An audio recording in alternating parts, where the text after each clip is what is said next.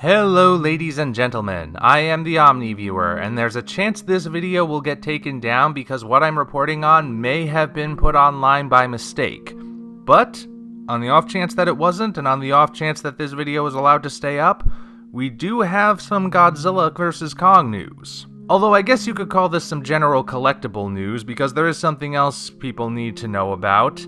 I wish I could tell you this other piece was good news, but it's not the best. You may have heard rumors floating around that Neca will stop releasing Godzilla figures this year. Well, it's been confirmed now. Neca is dropping the Godzilla license, and starting in mid-August, the different figures will no longer be available. Now, that doesn't mean the Biogoji and Kiryugoji figures have been cancelled. They're still going to get released. However, it is official that Neca is not carrying the Godzilla license anymore, at least for now.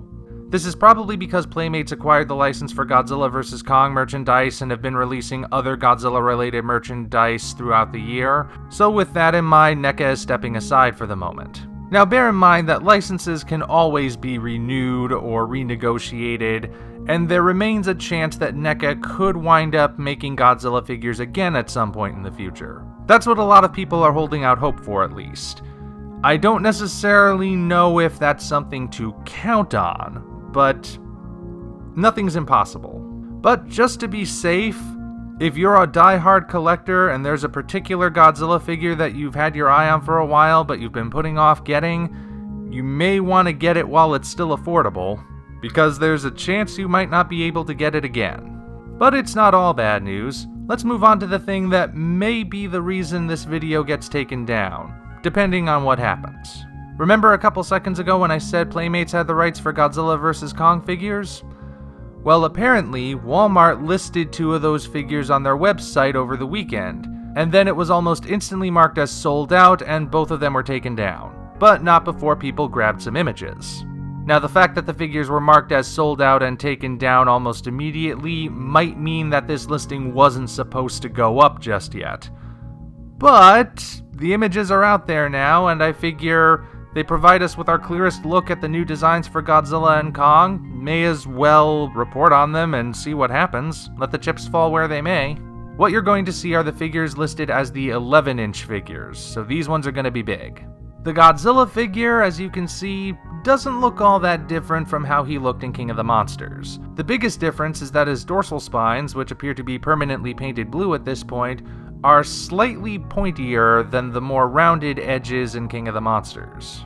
Otherwise, he looks like he did in King of the Monsters, so there aren't necessarily any new revelations here.